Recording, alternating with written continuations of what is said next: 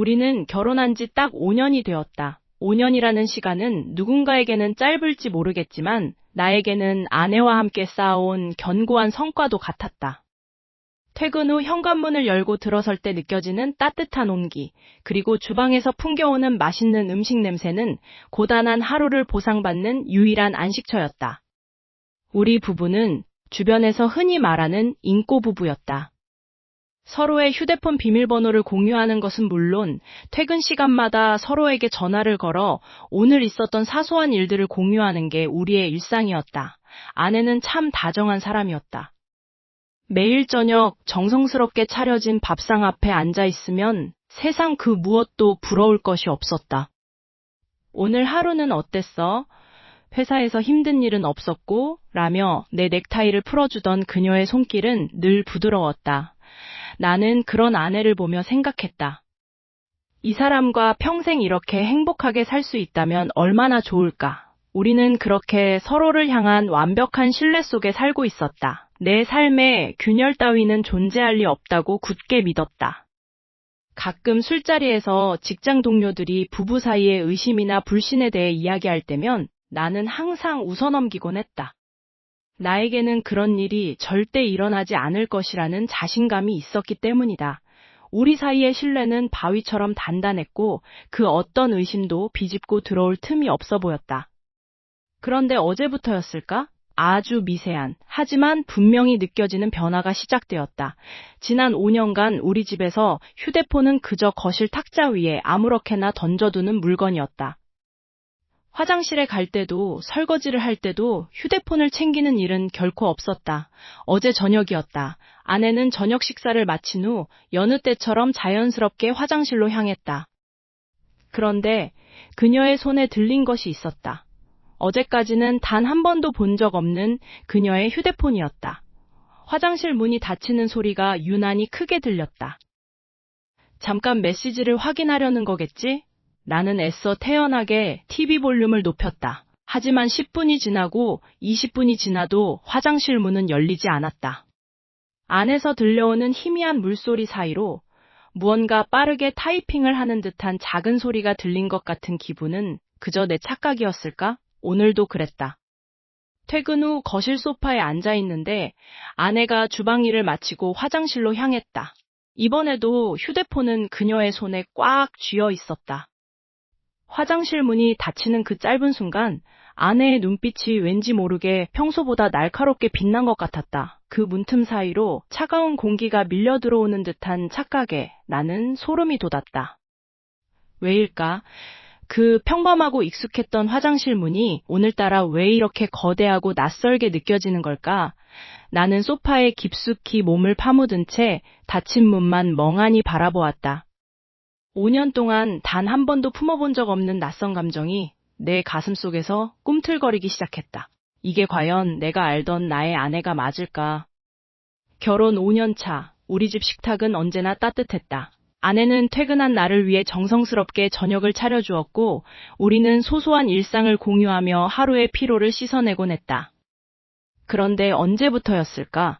그 평온함 사이에 민준이라는 이름이 끼어들기 시작한 것은 민준은 대학 시절부터 알고 지낸 나의 가장 가까운 동료이자 이제는 우리 집의 단골 손님이 되어버린 친구였다. 그는 유독 우리 집을 자주 찾았다. 처음에는 그저 가까운 친구니까 우리 부부와 허물없이 지내는 사이니까 대수롭지 않게 생각했다. 민준은 매번 세련된 와인 한 병을 사들고 와서 환하게 웃으며 문을 열고 들어왔다. 오늘도 형수님 요리 솜씨 좀 맛보러 왔습니다. 라며 넉살 좋게 웃는 그를 보며 나 역시 그가 우리 가족과 잘 어울리는 모습에 기분이 나쁘지 않았다. 민주는 내 업무를 누구보다 잘 이해해주는 사람이기도 했다. 회사에서 힘든 프로젝트가 있을 때면 그는 나보다 더 열성적으로 내 업무를 도와주었다. 밤늦게까지 사무실에 남아 내 보고서에 오타를 잡아주고 때로는 상사와의 갈등 상황에서 나를 대신해 목소리를 높여주기도 했다. 퇴근 후 집에서 저녁을 먹을 때면 아내는 그런 민준의 헌신적인 태도를 칭찬했다. 자기야, 민준 씨 같은 동료가 있어서 정말 다행이야. 당신을 이렇게까지 생각해주는 사람이 어디 흔하겠어? 아내의 말에 나는 고개를 끄덕이며 진심으로 고마움을 느꼈다. 하지만 어느 순간부터인가 민준이 우리 집에 머무는 시간이 점점 길어졌다. 거실 소파에 앉아 셋이서 와인을 마시며 대화를 나누는 시간이 잦아졌는데 이상하게도 그 대화의 중심은 항상 아내였다. 민주는 내가 회사 일로 바빠 대화에 끼지 못할 때면 아주 자연스럽게 아내와 시선을 맞추며 깊은 대화를 이어나갔다. 아내는 민준의 농담에 활짝 웃으며 어깨를 툭 치기도 했다. 그 다정한 몸짓이 우리가 부부로서 나누는 스킨십보다 더 자연스러워 보였다는 사실을 깨달았을 때 등줄기를 타고 서늘한 기운이 내려앉았다. 어느 금요일 저녁이었다. 우리는 거실에서 배달 음식을 시켜놓고 맥주를 마시고 있었다. 민준이 젓가락을 들고 아내가 정성껏 담아낸 요리를 맛보더니 형수님, 이거 진짜 파는 음식보다 훨씬 맛있네요. 형은 정말 전생에 나라를 구했나 봐요. 라며 아내를 지그시 바라보았다. 그 말 자체는 평범한 칭찬이었을지도 모른다. 하지만 그 뒤에 이어진 아주 짧은 정적, 그리고 그 정적 속에서 민준이 던진 말의 여운이 내 머릿속을 복잡하게 만들었다. 나는 잠시 화장실에 다녀오겠다며 자리에서 일어났다. 화장실 문을 살짝 닫고 손을 씻으며 거울을 보는데 문득 거실 상황이 궁금해졌다. 문틈 사이로 아주 작은 틈이 있었다. 나는 숨을 죽이고 거실 쪽을 내다보았다. 그런데 내 눈앞에 펼쳐진 풍경은 내 심장을 얼어붙게 만들기에 충분했다. 아내가 식탁 위에 그릇을 치우고 있었고 민주는 그런 아내의 뒷모습을 뚫어지게 쳐다보고 있었다.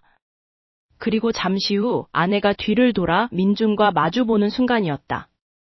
아내는 나를 볼 때 보여주던 그 순수한 웃음이 아니라 무언가 말로 설명할 수 없는 묘한, 그리고 아주 사적인 눈빛으로 민준을 바라보고 있었다. 민준 또한 마찬가지였다.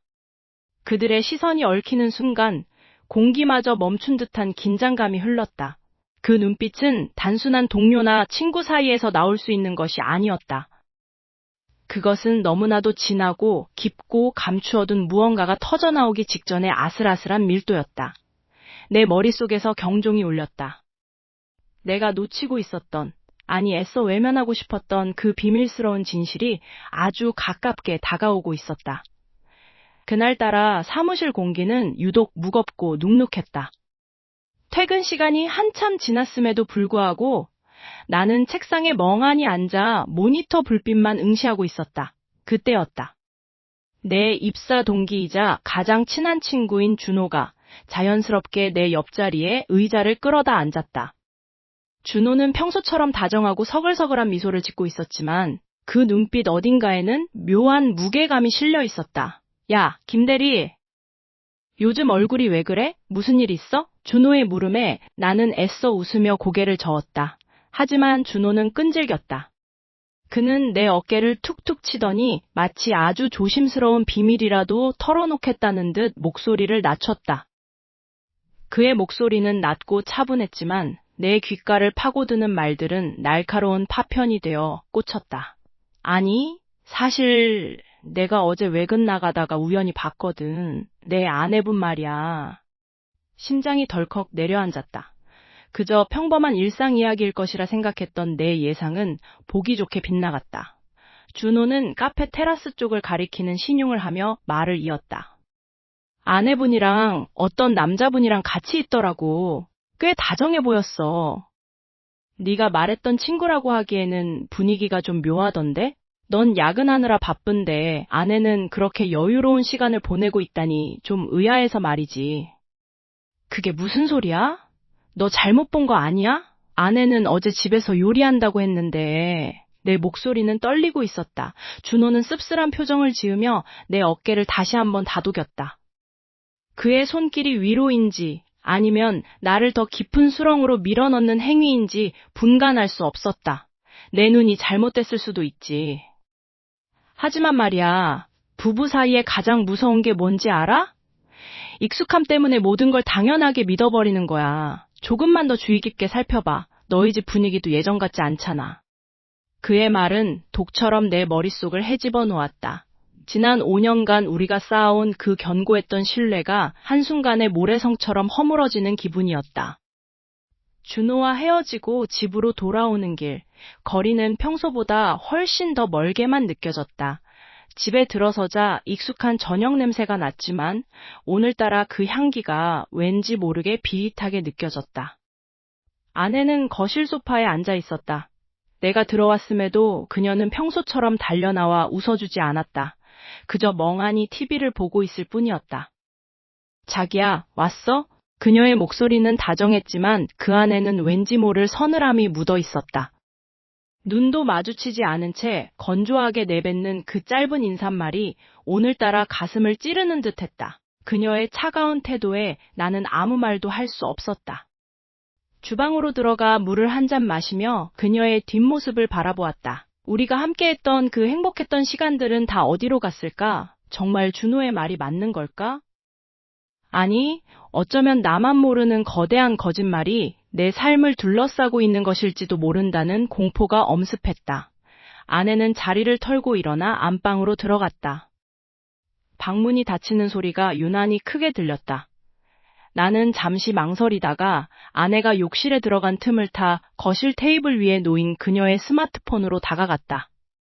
사실 나는 전에도 몇 번 그녀의 핸드폰을 본 적이 있었다. 늘 그랬듯 그녀의 생일이 적힌 4자리 숫자를 입력하면 잠금 화면이 풀리곤 했다. 의심하고 싶지 않았다. 그저 내 불안감을 잠재우고 싶었을 뿐이었다. 나는 떨리는 손으로 화면을 터치하고 익숙한 번호를 입력했다. 비밀번호가 일치하지 않습니다. 다시 한번 입력을 시도했다. 이번에도 역시 마찬가지였다. 5년 동안 단 한 번도 바뀐 적 없던 우리가 처음 만난 날이자 그녀의 생일이었던 그 숫자가 더 이상 유효하지 않았다. 아내의 비밀번호가 바뀌어 있었다.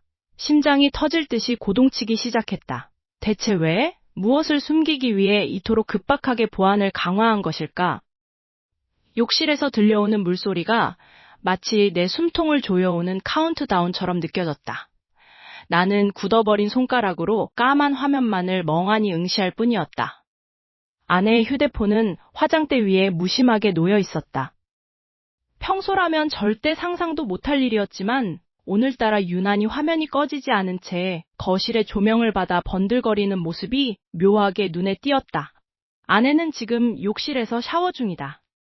거실까지 들려오는 물소리는 평소처럼 평온하게 들려야 했지만 오늘따라 그 소리가 왜 이리 신경을 긁어대는지 모르겠다. 동료의 알 수 없는 경고와 최근 들어 묘하게 엇갈리는 아내의 태도가 내 안의 불안을 증폭시키고 있었다. 나는 홀린 듯 다가가 아내의 휴대폰을 집어들었다. 화면이 꺼지기 직전 손가락 끝이 미세하게 떨렸다. 비밀번호를 누르려던 찰나 아차 싶어 멈칫했다. 하지만 이미 내 의지는 이성을 앞지른 상태였다. 아내가 평소 즐겨 쓰던 기념일을 조합해 숫자를 입력했다. 거짓말처럼 잠금이 풀렸다. 심장이 목구멍까지 차오르는 기분이었다. 나는 곧장 메모장 앱을 찾아 들어갔다. 그 안에는 아무도 모르는 아내만의 비밀스러운 기록들이 차곡차곡 쌓여 있었다. 단순히 오늘 먹은 메뉴나 장을 볼 목록 같은 평범한 내용이 아니었다. 카페, 2시, 구석자리, 계획 수정, 더 신중하게, 그 사람은 눈치채지 못했어 같은 문장들이 줄을 잇고 있었다. 화면을 아래로 내릴수록 손끝이 차갑게 식어갔다. 아내는 일기 형식으로 그날그날의 만남을 상세히 기록해두고 있었다. 카페에서의 짧은 대화, 스쳐 지나가는 손길, 그리고 무엇보다 나를 가장 경악하게 만든 건 그들이 나눈 대화의 주제였다. 그들은 단순히 만남을 이어가는 것을 넘어 내가 다니는 회사의 보안구역인 프로젝트 X에 대해 이야기하고 있었다. 이번 주 금요일 기밀 자료를 빼내는 것에 성공하면 모든 건 끝이야. 그 인간은 너무 순진해서 우리가 뭘 하는지도 모르고 있어. 그 문장을 읽는 순간 온몸의 피가 역류하는 느낌이었다. 아내가 내 회사 업무에 왜 이토록 깊숙이 관여하고 있는 건가? 그 메모 속 우리라는 단어는 도대체 누구와 나를 향한 조롱인가? 나는 머릿속이 하얗게 질려가는 것을 느끼며 다음 메모를 클릭했다. 그곳에는 만남을 제안한 남자의 이름 대신 우리 집에 자주 초대해 함께 술잔을 기울였던 내가 세상에서 가장 믿었던 단짝 친구와의 추억들이 나열된 사진과 메시지가 섞여 있었다. 손이 심하게 떨려 화면을 제대로 볼 수 없었다. 나는 눈을 비비고 다시 그 메모를 자세히 들여다보았다. 아내가 적어놓은 일기 속 그 사람이 남긴 뉘앙스, 그리고 문득 떠오른 최근의 대화들이 파편처럼 조각나며 하나의 그림으로 맞춰지기 시작했다. 그들은 마치 연극을 하듯 나를 속여왔다. 나는 그제야 깨달았다. 아내가 그토록 다정하게 챙겨주던 음식들, 그리고 퇴근길에 회사 앞으로 찾아와 나를 위로해주던 그 친한 동료의 미소가 사실은 나를 향한 가장 잔인한 기만이었다는 사실을 그때였다.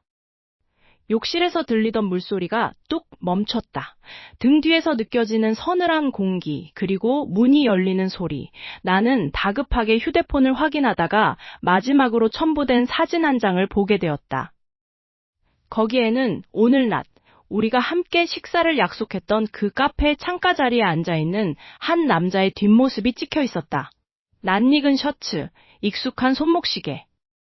내 가장 친한 동료이자 아내의 불륜 상대로 의심되는 그 인간의 모습이 그곳에 있었다.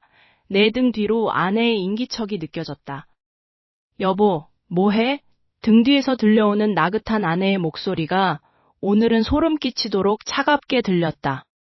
나는 서서히 고개를 돌려 아내를 바라보았지만 내 시선은 아내의 얼굴이 아닌 여전히 켜져 있는 휴대폰 화면 속 동료의 얼굴에 고정되어 있었다. 그제야 모든 퍼즐이 맞춰졌다. 내가 세상에서 가장 믿었던 그 친구가 내 아내와 함께 내 삶을 완전히 무너뜨릴 계획을 짜고 있었다는 그 끔찍한 사실이 뇌리를 강타했다. 사무실 안의 공기는 평소보다 훨씬 무겁고 끈적하게 느껴졌다. 창밖으로 비치는 오후의 햇살은 눈이 부실 정도로 찬란했지만 내 책상 앞에 앉은 박대리의 얼굴은 그와 정반대로 서늘하게 굳어 있었다. 나는 떨리는 손을 주머니 속에 깊숙이 찔러 넣었다.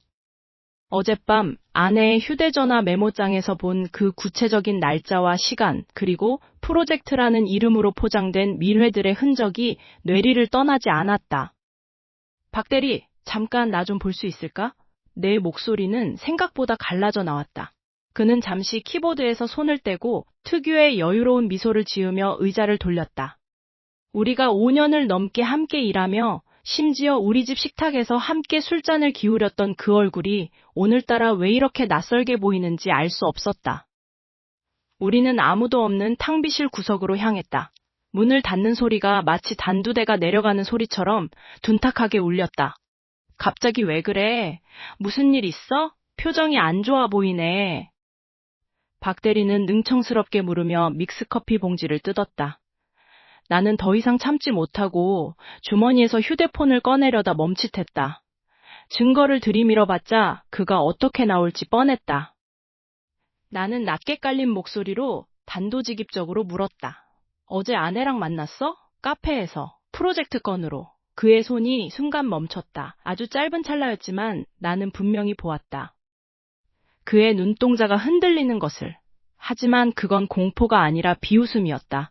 박 대리는 태연하게 믹스커피를 저으며 코웃음을 쳤다. 무슨 소리야?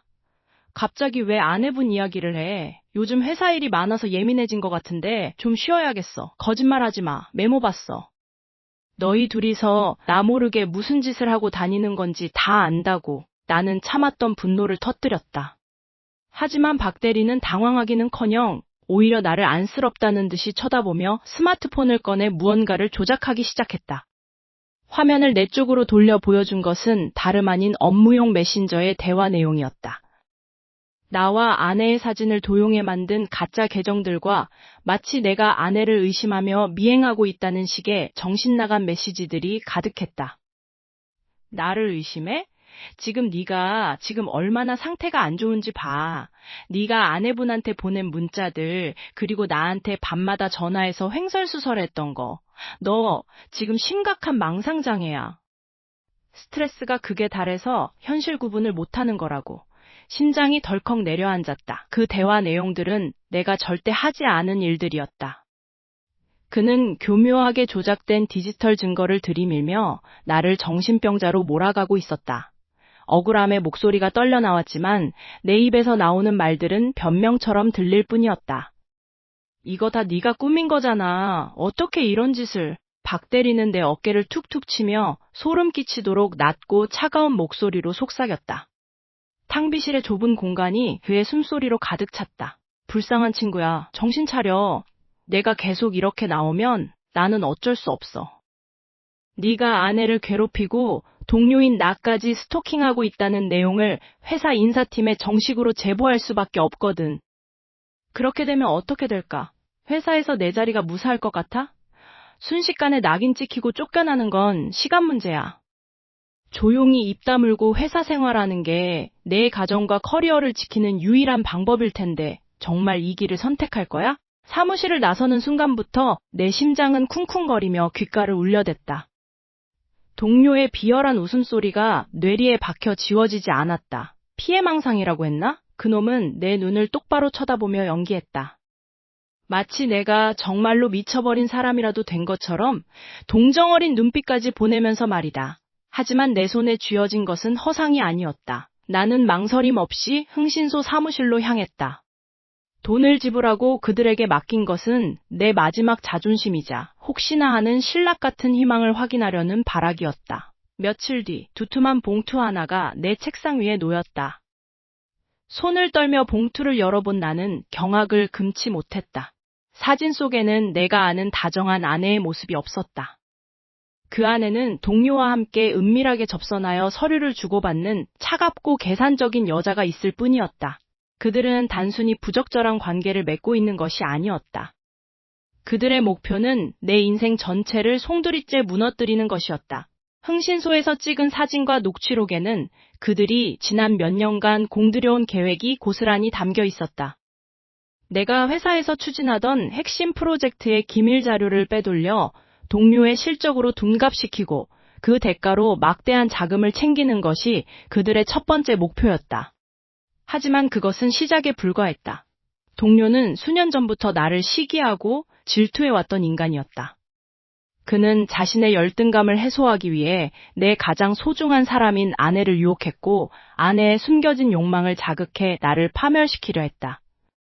아내는 내 평범한 일상을 지루해하고 있었고 동료가 제시한 달콤한 미래는 그녀의 이중적인 면모를 깨우기에 충분했던 것이다. 문서 하나하나를 읽어 내려갈 때마다 뒷목이 서늘해졌다. 그들은 나의 일거수일투족을 감시하며 내가 언제 의심을 시작할지, 어떻게 하면 나를 정신 이상자로 몰아갈지까지 세밀하게 계획했다. 내 아내는 나의 모든 습관과 약점을 동료에게 공유했다. 내가 무엇에 화를 내고 어떤 상황에서 무너지는지 그들은 나를 정교하게 설계된 덫 속에서 유린하고 있었다. 5년이라는 시간, 내가 쌓아올렸다고 믿었던 신뢰는 철저히 조작된 연극이었다. 집에서의 따뜻한 찌개 냄새, 내 어깨를 다독여주던 아내의 손길조차 이제는 소름 끼치는 가식으로 느껴졌다. 그때 마지막 장에 끼워져 있던 한 장의 서류가 내 눈을 사로잡았다. 그것은 단순한 업무 관련 자료가 아니었다. 윗부분에 선명하게 박힌 이혼 합의서라는 글자가 시야를 가득 채웠다. 더 끔찍한 것은 그 아래 적힌 내용이었다. 프로젝트 성공 이후 현 결혼 생활을 법적으로 완벽히 정리하고 동료와 새로운 삶을 시작한다. 그리고 그 옆에는 이미 서명 날인이 되어 있었다. 아내의 필체였다. 그녀는 이미 나를 버릴 준비를 마쳤을 뿐만 아니라 우리가 함께 이룬 재산까지 모두 분할하여 동료와 나누기로 약속한 상태였다. 나는 그저 그들의 성공을 위한 마지막 재물일 뿐이었다. 머릿속이 하얘지며 숨이 막혀왔다. 이 모든 게 사실이었다. 나는 이제 어떻게 해야 할까? 이 집으로 돌아가면 내일 아침 아내는 평소처럼 나를 위해 아침밥을 차려주고 웃어줄 것인가? 그 웃음 뒤에 숨겨진 칼날이 내 목을 겨누고 있는데 나는 과연 그 연기를 어디까지 받아줘야 하는 것일까? 모든 진실을 알게 된 지금 나의 진짜 싸움은 이제 막 시작되었다. 창밖으로 쏟아지는 장대비가 마치 내 마음을 대변하는 듯 창문을 거칠게 두드리고 있었다. 회사에서의 그 어색하고도 서늘했던 대치 이후 내 세상은 완전히 뒤집혀 있었다. 모든 진실을 알게 된 나는 집으로 돌아가는 발걸음이 무거웠다. 과연 이 지옥 같은 상황을 어떻게 수습해야 할지, 아니, 수습이라는 게 가능한 건지 도무지 감이 잡히지 않았다.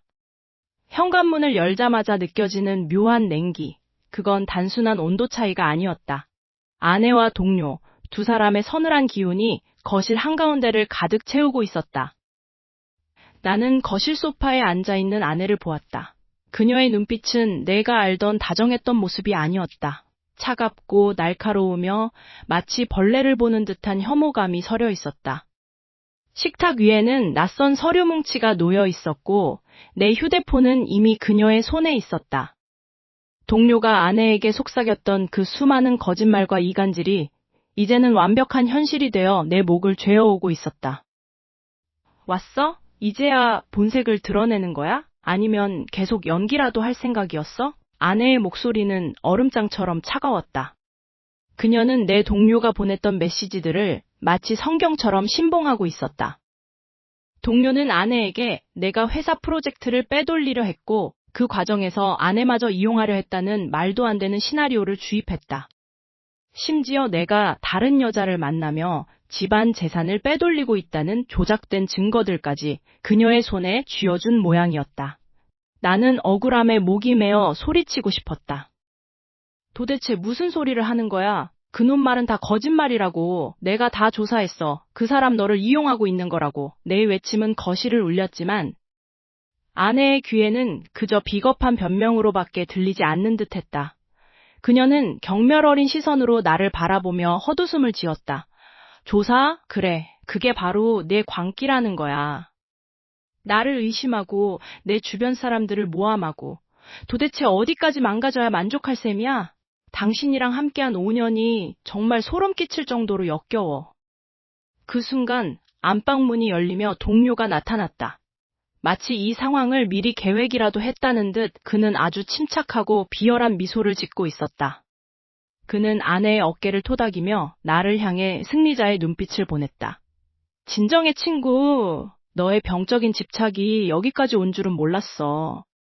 네가 망가뜨리려 했던 건 너의 미래뿐만이 아니라 지켜야 할 가족이었어. 그들의 완벽한 연극이었다. 나는 그저 광기 어린 남편으로 그들은 정의로운 피해자로 포장되고 있었다. 내가 아무리 진실을 말하려 해도 이미 그들이 심어놓은 의심의 씨앗은 아내의 마음속에서 거대한 나무가 되어 나의 모든 진심을 가리고 있었다. 이제 더 이상의 대화는 의미가 없다는 것을 깨달았다. 동료는 아내에게 무언가 지시하듯 고개를 끄덕였고 아내는 결심을 굳힌 듯 떨리는 손으로 식탁 위에 있던 서류를 내게 밀어냈다. 이게 마지막이야. 더 이상 당신의 그 비열한 거짓말과 폭언을 견딜 수 없어. 하얀 종이 위에 찍힌 이혼 소송장이라는 글자가 내 눈을 찔렀다. 아내는 차디찬 목소리로 말을 이어갔다. 그리고 이건 시작일 뿐이야. 당신이 저지른 외도, 그리고 회사 기밀 유출 시도에 대한 증거들 이미 변호사한테 넘겼어. 법정에서 보자고. 당신 같은 인간, 내가 어떻게 무너뜨리는지 똑똑히 지켜봐. 그녀의 눈에는 일말의 미련도 애정도 남아있지 않았다. 나는 멍하니 그 서류를 내려다보았다. 내 인생을 바쳐 사랑했던 여자, 그리고 가장 믿었던 친구가 합작하여 만들어낸 파멸의 시나리오가 내 발밑에서 서서히 완성되고 있었다. 나는 그들의 거짓말보다 나의 진실이 이토록 무력하게 짓밟히고 있다는 사실에 가슴이 갈기갈기 찢어지는 것 같았다. 이것이 끝인가? 아니, 이 지옥은 이제 막 시작되었다. 결혼기념일 파티는 화려한 조명과 잔잔한 클래식 음악으로 가득했다. 양가 부모님과 친척들, 그리고 나를 배신하고 내 인생을 송두리째 흔들려 했던 그 녀석, 민수까지 모두가 한자리에 모여 있었다. 아내는 오늘따라 유난히 고운 드레스를 입고 마치 세상에서 가장 행복한 아내인 척하며 사람들의 축하를 받고 있었다. 민수는 옆에서 와인잔을 채워주며 뻔뻔하게 웃고 있었다. 내 심장은 마치 터질 듯한 엔진처럼 요동쳤지만 겉으로는 아무렇지 않은 척 가면을 썼다. 오늘 이 자리에 귀한 분들을 모신 이유는 제 아내와 가장 친한 친구인 민수 씨에게 드릴 말씀이 있어서입니다. 나는 마이크를 잡고 침착하게 입을 열었다. 실내에 흐르던 음악이 멈췄다. 장내의 모든 시선이 나에게 쏠렸다. 아내는 어리둥절한 표정으로 나를 바라봤고 민수는 그저 비릿한 미소를 지으며 무슨 소리를 하려나 지켜보고 있었다. 나는 주머니에서 태블릿 PC를 꺼내 스크린에 연결했다. 화면에는 지난 몇 달간 그들이 주고받았던 메시지 기록, 호텔 로비의 CCTV 영상, 그리고 회사 내부 정보를 빼돌려 사익을 챙기려 했던 증거들이 고스란히 띄워졌다. 이게 다 무슨 짓이에요? 아내가 비명을 지르며 자리에서 일어났다. 부모님들의 얼굴이 흑빛으로 변했다. 여보, 이건 다 오해예요. 저 사람이 조작한 거라고요. 아내는 울먹이며 내 멱살을 잡으려 했지만 나는 그 손을 차갑게 쳐냈다. 조작? 민수, 내가 나한테 보여줬던 그 가짜 증거들, 그리고 아내 내가 내 서재 뒤편에 숨겨둔 비자금 통장 사본. 이래도 오해라고 할 거야? 민수의 얼굴에서 웃음기가 순식간에 사라졌다. 그는 당황한 듯 주변을 둘러봤지만 이미 사람들의 눈빛은 차갑게 얼어붙어 있었다. 야, 너 지금 제정신이야? 친구끼리 비즈니스 좀 논의한 게 이렇게까지 할 일이야? 너 지금 억울한 거 내 탓으로 돌리려고 이러는 거 다 알아. 민수는 끝까지 발악하며 나를 정신병자 취급하려 했다. 하지만 이미 상황은 되돌릴 수 없었다. 나는 그들이 공모하여 내 회사의 핵심 프로젝트를 경쟁사에 팔아넘기려 했던 계약서 원본까지 식탁 위에 던져버렸다. 너희 둘, 나를 바보로 알고 평생 기만할 수 있을 줄 알았지? 내 가정을 파괴하고 내 인생을 짓밟으려 한 대가는 오늘 여기서 확실히 치르게 해줄 거야. 그 순간 거실의 공기가 얼어붙었다. 아내는 충격에 빠져 주저앉아 펑펑 울기 시작했다. 그녀의 눈에 맺힌 눈물은 처음에는 공포였으나 시간이 지날수록 점차 기괴한 빛으로 번져나갔다. 내가 승리를 확신하며 그들을 내려다보고 있을 때 구석에서 조용히 상황을 지켜보던 민수가 갑자기 소름 끼치게 낮은 목소리로 웃음을 터뜨렸다. 그는 천천히 주머니에서 낡은 USB 하나를 꺼내들었다. 그래, 다 까발렸네. 그런데 친구야, 네가 정말 모든 걸 알고 있다고 생각하냐? 민수가 비웃음을 흘리며 USB를 꽉 쥐었다. 그가 내뱉은 한마디에 아내의 울음소리가 뚝 끊겼다. 아내는 고개를 들어 나를 바라봤다. 방금 전까지의 공포는 온데간데 없고 그 눈동자에는 나를 향한 지독한 증오와 살이만이 가득 차 있었다. 민수가 나지막이 읊조린 그것이 내 인생의 마지막 조각을 파괴하기 시작했다. 거실의 공기는 무겁게 가라앉아 있었다. 며칠 전 가족들 앞에서 터뜨렸던 폭탄 같은 진실들이 지나간 자리에는 오직 텅 빈 정적만이 맴돌았다. 아내는 나를 향해 끝까지 비난을 퍼붓다 결국 짐을 싸서 나갔고 믿었던 친구이자 동료였던 그자는 끝내 진심 어린 사과 한마디 없이 내 인생에서 사라졌다. 현관문이 닫히던 그 순간의 차가운 소리가 아직도 귓가에 맴도는 것 같다. 나는 거실 바닥에 힘없이 주저앉아 창밖으로 비치는 낯선 저녁 노을을 멍하니 바라보았다. 5년이라는 시간 동안 쌓아올린 우리들의 일상이 켜켜이 쌓아온 추억들이 불과 며칠 만에 산산조각이 나버렸다는 사실이 도무지 실감이 나지 않았다. 거실 탁자 위에는 낡은 사진첩 하나가 놓여 있었다. 우리가 처음 신혼집을 꾸밀 때 찍었던 사진, 여행지에서 웃으며 서로를 바라보던 그 시절의 우리. 사진 속 아내의 눈빛은 지금의 차갑고 이중적인 모습과는 너무나 달랐다. 대체 언제부터였을까? 그 다정했던 눈빛 뒤에 감춰진 탐욕과 배신을 내가 왜 진작 알아보지 못했을까? 원망은 파도처럼 밀려와 내 가슴을 끊임없이 후벼 팠다. 동료라는 이름으로 다가와 나의 프로젝트를 훔치고 가정의 평화마저 조각내며 나를 미친 사람으로 몰아갔던 그 악마 같은 계획들. 그 모든 것이 그들의 욕망을 채우기 위한 수단이었다니. 집안 곳곳에는 여전히 아내의 향기가 배어 있었다. 주방 선반에 가지런히 놓인 컵, 소파 위에 아무렇게나 던져진 쿠션, 내가 아끼던 화분까지 모든 것이 그대로인데 사람만 없었다. 나는 떨리는 손으로 식탁 위에 놓인 서류 봉투를 집어들었다. 변호사를 통해 준비한 이혼 서류였다. 이 종이 한 장이면 지옥 같았던 지난 몇 달간의 고통과 지긋지긋한 배신에서 완전히 자유로워질 수 있을 것이다. 하지만 마음 한구석에서는 여전히 알 수 없는 미련이 꿈틀거렸다. 어쩌면 그들도 나처럼 무언가에 홀려 잘못된 선택을 한 것이 아닐까? 아니, 이건 말도 안 되는 희망 고문일 뿐이다. 나는 서류 봉투를 꽉 쥐었다. 종이의 거친 질감이 손바닥을 타고 전해졌다. 인생의 절반을 바쳐 지키려 했던 가정이 무너진 지금 내게 남은 것은 무엇일까? 화려했던 성공도 믿었던 사랑도 모두 신기루처럼 사라졌다. 만약 내가 여기서 이 서류에 도장을 찍는다면 나는 모든 것을 끝낼 수 있다. 하지만 다시 한번 그녀의 눈을 보고 묻고 싶다. 정말로 우리에게 남은 진심은 단 한 조각도 없었는지. 아니면 이대로 모든 흔적을 지워버리고 이름 모를 곳에서 처음부터 다시 시작하는 것이 나를 위한 길일까? 밤은 더욱 깊어만 가고 방 안을 채우는 침묵은 나를 집어삼킬 듯 거세졌다. 나는 거실 불을 끄고 어둠 속에 홀로 앉았다. 창밖으로 들려오는 도시의 소음조차 나에게는 남의 나라 이야기처럼 멀게만 느껴졌다. 다시금 떨리는 손으로 서류를 펼쳤다. 하얀 종이 위에 찍힌 이혼이라는 두 글자가 오늘따라 유독 선명하고 무겁게 다가왔다. 타오르는 분노와 씻을 수 없는 상처, 그리고 희미하게 남은 과거의 기억들이 내 안에서 끊임없이 충돌하고 있었다. 나는 만년필을 쥔 채 도장을 찍을지 말지 수십 번을 망설였다. 내가 지금 이 서류에 서명하는 순간 지난 5년의 모든 기록은 영원히 역사 속으로 사라진다. 이미 변해버린, 아니 처음부터 껍데기뿐이었을지도 모를 아내를 끝까지 이해해보려 애쓰는 것이 과연 의미가 있을까? 아니면 차라리 이 잔인한 현실을 발판 삼아 완전히 새로운 인생을 향해 나아가야 할까? 내일 아침이 밝아오면 나는 어떤 선택을 내려야 할까?